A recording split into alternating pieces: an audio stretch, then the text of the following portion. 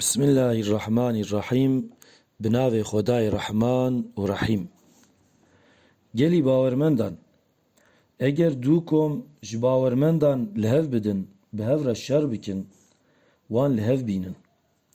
Eger yek ji wan êrişê yê din bike, heta ku li hukmê Xwedê vegere, hûn şerê koma ku êrîş kiriye bikin.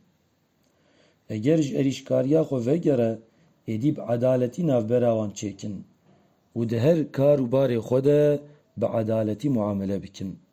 Bêşik, Xweda ji dadmendan hez dike.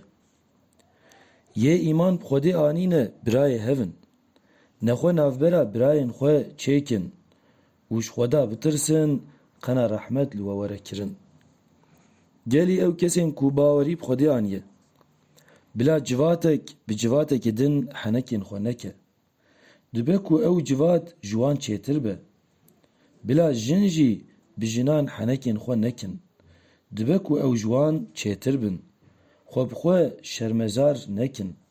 Bi leqebên xirab û nexweş gazî hev nekin.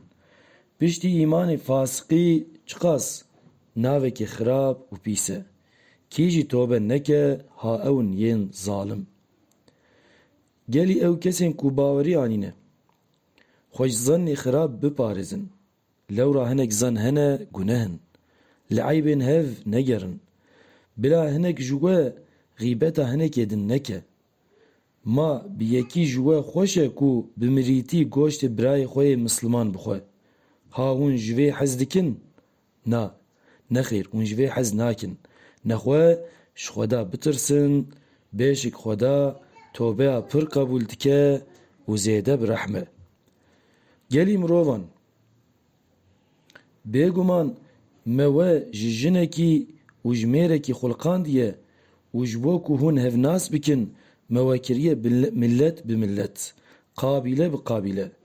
Bêguman çêtirên we li ba Xwedê muteqîntirên we ye. Yê zêde ji Xwedê bitirse, ew çêtir e. Bêşik Xweda elîm û xebîr e. Her tiştî zane û ji her tiştî xeberdar e. Hûn tev xwe bi benê Xwedê bi İslamiyetê bigirin û ji hev parçe nebin. Qenciya Xwedêya li ser we bînin bîra xwe.